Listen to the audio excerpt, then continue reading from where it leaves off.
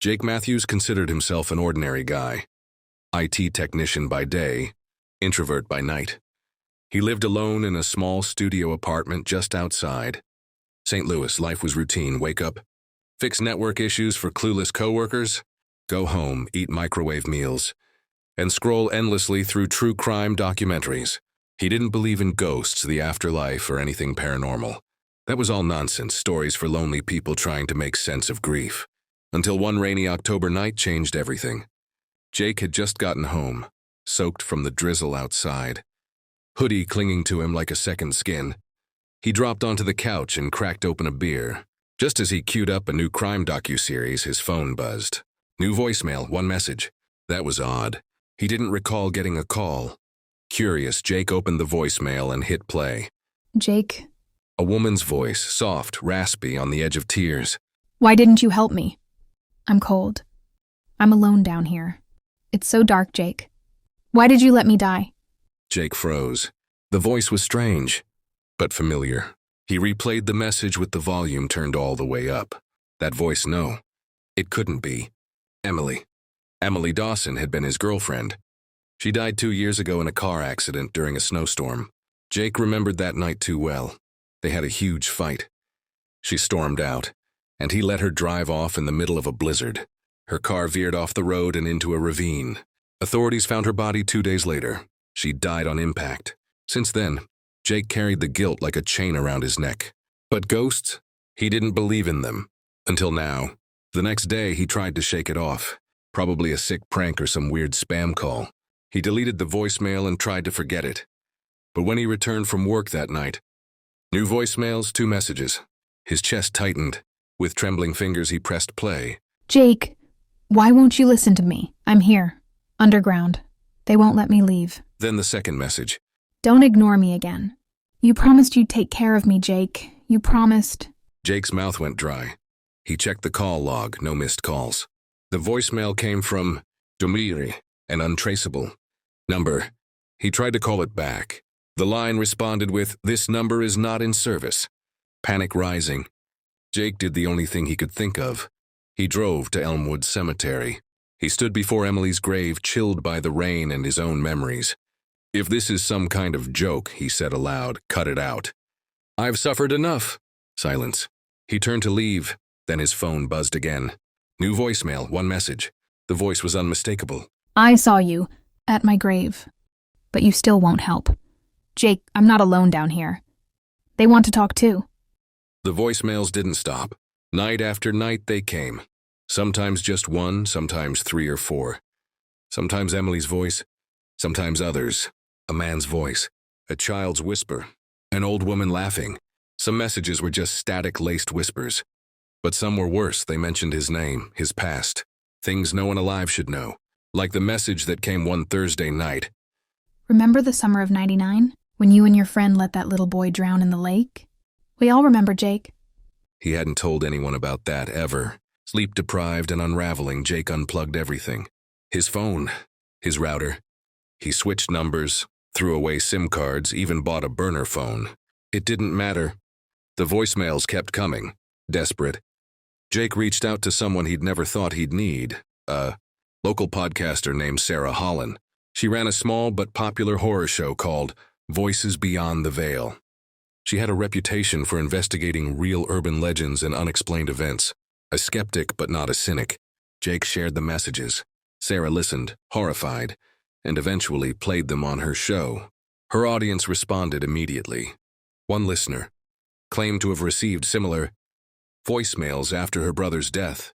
Another sent in a message analysis. One of the voices in Jake's recordings matched the tone and cadence of his deceased father, down to a speech impediment he'd had since childhood. Sarah brought in a sound engineer. He examined the files. His findings were disturbing. "These aren't regular voicemails," he said. "They're embedded with frequencies outside the range of human speech. Some are piggybacking on old radio. Wave bands no longer used since the 1970s. Jake's stomach turned. The voices weren't just mimicking the dead. Something was using the voices as gateways. He was certain now. It all began with Emily. One night, the final voicemail came. Jake, open the door. We're outside now. And this time we don't just want to talk. Jake looked up from the couch.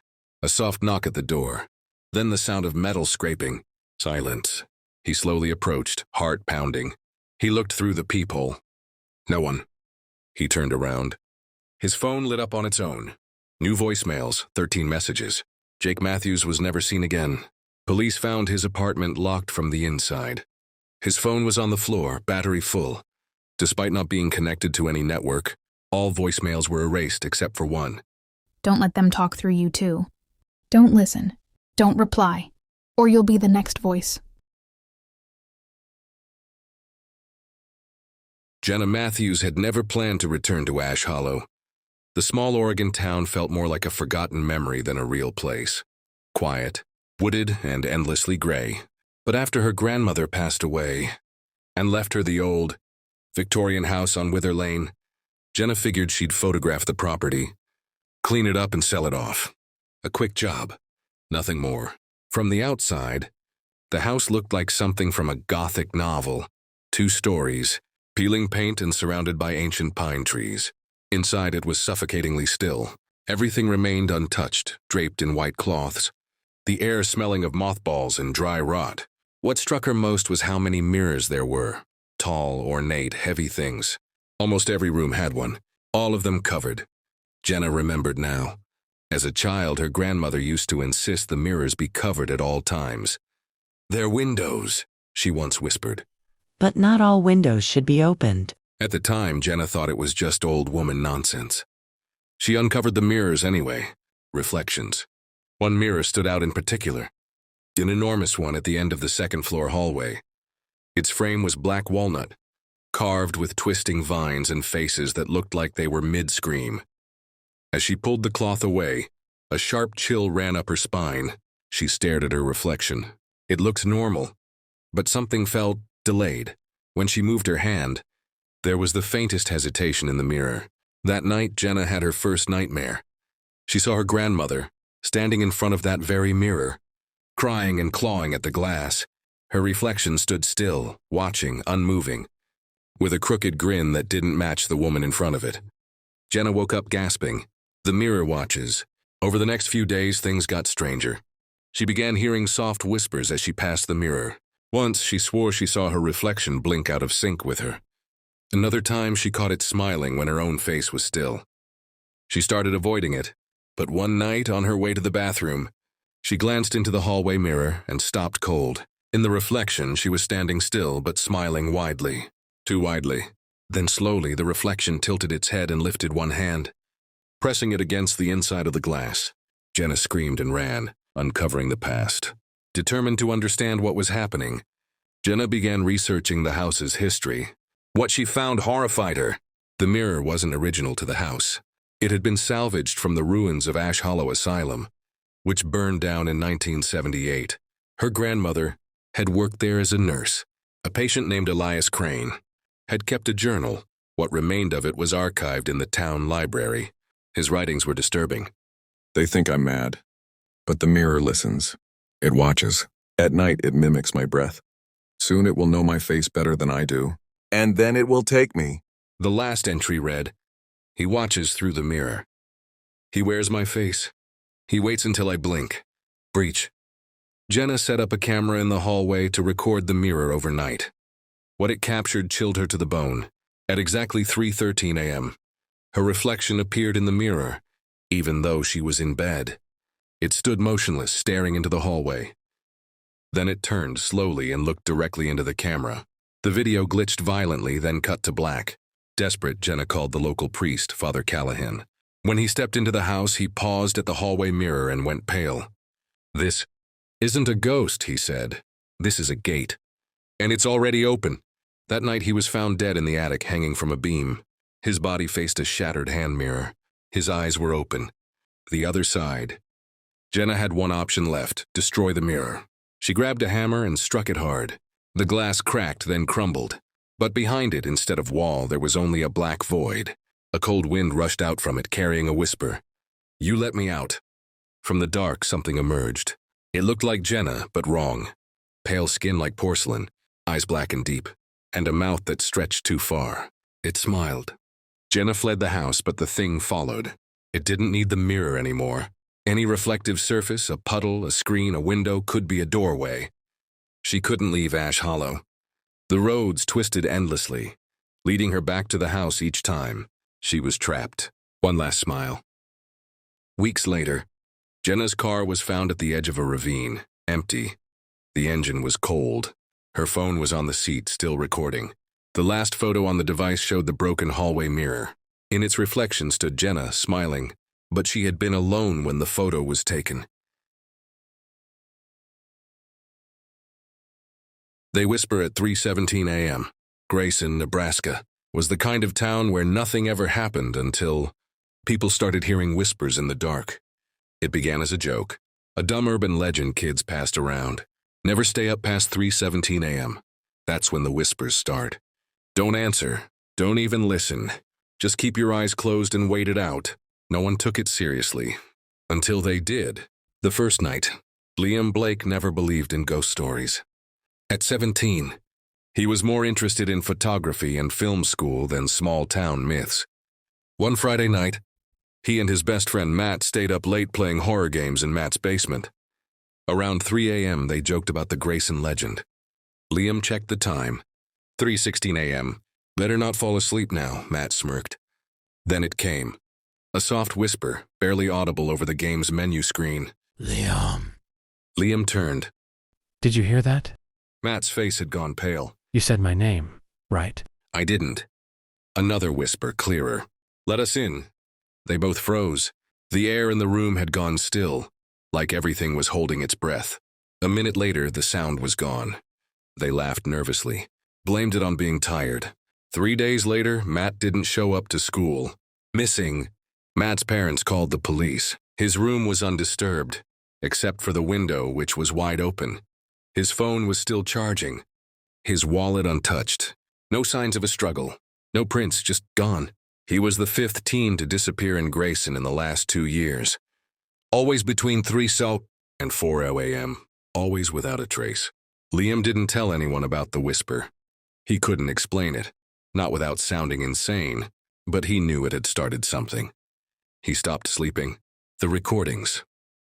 Desperate, Liam set up an old tape recorder under his bed. The first few nights, nothing. But on October 12th, the recorder picked up something clearer than before. Liam, come closer. Then faint scratching, rhythmic, persistent, as if something were trying to claw its way through the floorboards. He showed the recording to his sister, Rachel. She didn't laugh. Instead, she said, "You need to destroy that. Whatever it is, it's not just noise." Liam refused. He uploaded the audio to a forum about urban legends. That night, he got an anonymous DM. "They know you're listening now. You invited them in. Sleep deprivation." Liam's mental state deteriorated fast. He kept waking up at 3:17 a.m. Sometimes, he swore he saw shapes at the edge of his vision. Long figures standing in the corners, vanishing when he turned his head. He covered every mirror in the house, started sleeping with the lights on. But it didn't help. Rachel found pages of disturbing sketches in his backpack, dozens of them. All of the same faceless figures, all with mouths stitched shut. One page had the phrase written over and over. "They whisper. I answered. I answered." One night, Liam was just gone. Rachel's turn. His window was wide open, just like Matt's. Rachel was terrified, but the police dismissed it. Teens run off all the time, they told her. But she knew better. She'd seen the change in him, heard the whispers herself once, faint and fleeting, from the hallway. She found his final recording tucked inside a shoebox. At 3:17 a.m., the audio caught Liam's whisper. "I hear you." A beat of silence. Then something answered. "Now we see you." Rachel dropped the recorder. She wanted to run, to scream, but her legs wouldn't move. For the next few nights, she tried to ignore the sounds. Earplugs, white noise, sleep meds. Nothing worked. Because the whispers weren't coming from outside anymore. They were inside the walls, inside the mirror, inside her. The final whisper. Rachel lit a fire in the backyard and burned everything. Liam's tapes, his notebook, his drawings. But that night, at exactly 3:17 a.m., she woke up to the sound of her own name. Soft, melodic, and wrong. "Rachel." She squeezed her eyes shut, heart pounding. But then she made the one mistake no one should ever make. She whispered back, "What do you want?" The shadows in the corner of her room deepened. The whisper changed. It sounded happy. "You let us in." Epilogue. Rachel was last seen 2 days later, walking barefoot into the woods behind the Blake house. No coat, no phone, no shoes. They never found her. Now the people of Grayson know better. At night, every window stays locked. Lights off before midnight. No one mentions the time, but sometimes, just sometimes, someone still hears it.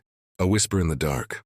And if you ever check the clock and it's 3:17 a.m., don't listen, don't move.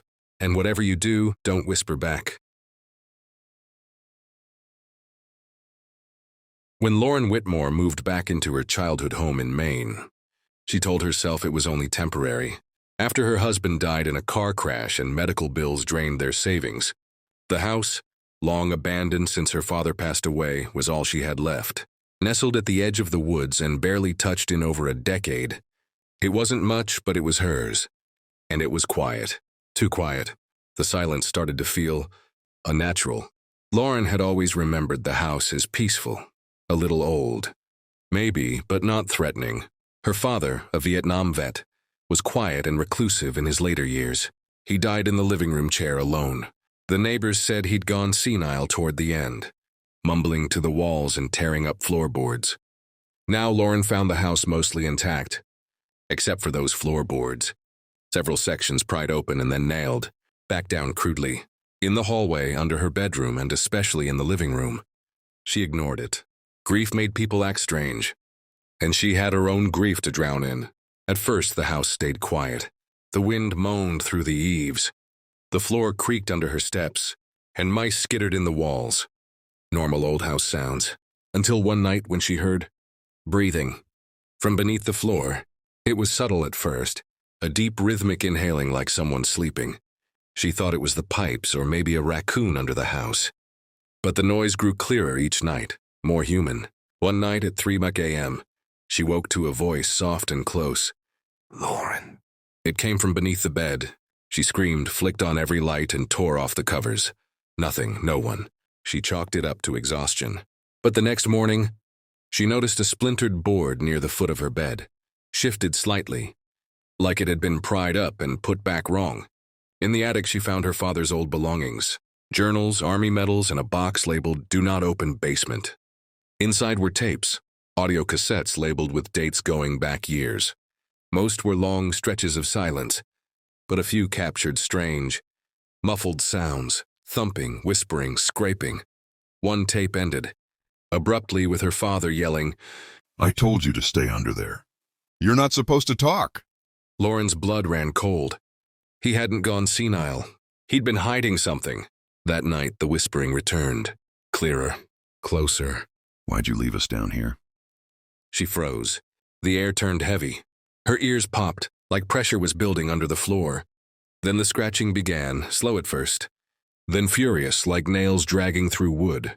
Something was down there, something angry. She ran from the house and didn't return until morning, determined to know the truth. Lauren pried open the largest disturbed floorboard in the living room. Beneath it, she found an old wooden hatch sealed with rusted chains and a heavy padlock. She hesitated. Then she cut the chains. A ladder descended into blackness.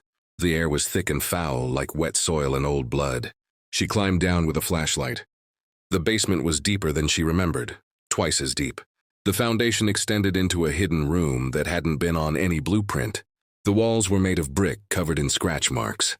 Chains hung from the ceiling. There were bones in the corner. As her flashlight flickered, something moved. A shadow too thin and too long crawled along the ceiling. "We were here first." Lauren turned to run, but the hatch above slammed shut. Trapped, she pounded on the ceiling, screaming, as the whispering grew louder, overlapping in strange, inhuman cadences. Under the floor, "Forgotten. He fed us lies. Now we want you." The flashlight died. The silence returned. Then something cold touched her ankle. Chapter 7, Escape. Lauren awoke in the living room, sunlight bleeding through the curtains. The hatch was sealed again. Had it been a nightmare? No, her hands were filthy, her clothes damp with soil, and her ankle was bruised. fingers clearly imprinted into the skin. She packed her bags that morning, driving without looking back. She left the house unlocked, left the lights on, and never returned. But some nights in cheap motel rooms across New England, she still hears the breathing beneath her bed, still hears the whisper, "We found you." Epilogue. The house still stands. The realtor can't sell it. Every buyer hears the same complaint. Odd sounds at night, cold spots in the living room, floorboards that shift when no one's walking. They say the silence is worst in the early hours, between 3 and 4 a.m., when the floorboards begin to breathe. And if you listen too closely, you might hear them whisper from underneath. When Claire and David McAllister bought the 1890s Victorian home in upstate New York, they saw it as a fresh start. After years of struggling with fertility, they were finally expecting a child, a girl. The house, with its wraparound porch, antique fixtures, and a perfect little nursery upstairs, felt like the answer to everything. They moved in during the fall, just as the leaves turned crimson and gold. The house creaked and groaned with age, but it had character, warmth, charm, until the baby monitor started picking up static. Claire noticed it the first week. She was in the kitchen drinking tea when she heard it, faint and crackling. The baby monitor hissed with white noise, though the nursery upstairs was empty. She climbed the stairs, confused. The room was still. Dust motes floated in the morning sun. The crib sat untouched beneath a mobile of tiny wooden stars. She unplugged the monitor and wrote it off as interference. But the next night it happened again. This time there was a voice. The static turned rhythmic, like breathing. Then soft humming, almost musical. Claire froze in the hallway. David was asleep. The nursery was still unoccupied. The baby wasn't due for another 2 months. But from the speaker, a woman's voice began to sing a lullaby Claire had never heard before. Slow, haunting. Hush now, little star. Don't you cry in the dark. She rushed upstairs. The nursery was empty, but the monitor still hummed with static. David didn't believe her at first. "Old houses do weird things," he said. "Could be picking up a neighbor's signal?" Claire nodded, but deep down she didn't believe it. One night, while David was working late, Claire fell asleep in the nursery's rocking chair. When she awoke, the door was shut tight, locked from the outside, and on the monitor the sound of a child giggling. She screamed until David came home. He had to force the door open with a crowbar. There was no lock on the outside, no explanation. That night they slept with the nursery door closed and the monitor unplugged. Claire visited the town archives the next morning. The house, it turned out, had a history, a long one. In 1913, it belonged to a widow named Martha Loring. She lost her infant daughter, Annabelle, to a fever during a harsh winter. Rumors claimed Martha became obsessed with trying to contact the child's spirit, spending days alone in the nursery. She died in that room. Neighbors said they still heard her singing through the walls. Claire drove home in silence, her hands shaking. That night, David insisted they stop using the monitor entirely. Claire agreed. But when she woke around 3 a.m. to use the bathroom, the static had returned. The monitor was back on, glowing faintly, even though it had no batteries and wasn't plugged in. And the voice whispered, "You shouldn't have taken her room. She's not yours." Claire unplugged it again and hurled it across the hallway. It didn't break. Claire began to feel watched in the nursery. The rocking chair moved on its own, slow and steady. The mobile spun without wind. One night she stood frozen at the doorway. A shadow sat in the chair, a woman's shape. Thin hands, a bowed head, rocking slowly, humming the same lullaby. Claire didn't scream. Couldn't. Her feet wouldn't move. Then the woman looked up, eyes black as pitch. Claire went into labor 6 weeks early. They rushed to the hospital, but it was too late. The baby was stillborn. Doctors said it was a rare umbilical cord complication. A tragic accident. Claire fell into silence. She wouldn't go near the nursery again. David sealed the door shut. But even sealed, the monitor still picked up the static, still played the lullaby. Months later, David came home late and found Claire missing. Her coat was still on the rack. Her phone left behind. The nursery door was open. Inside, Claire sat in the rocking chair, cradling something invisible. She rocked and hummed softly as the baby monitor crackled. "She's not yours," Claire whispered. "She's mine now." She smiled up at David. But it wasn't Claire's smile. The McAllister house is on the market again. The nursery has been painted over, the monitor thrown away, but the new owners report strange static coming from the walls at night. And if you walk by the house on a quiet winter evening, sometimes if the wind is just right, you'll hear a lullaby from upstairs.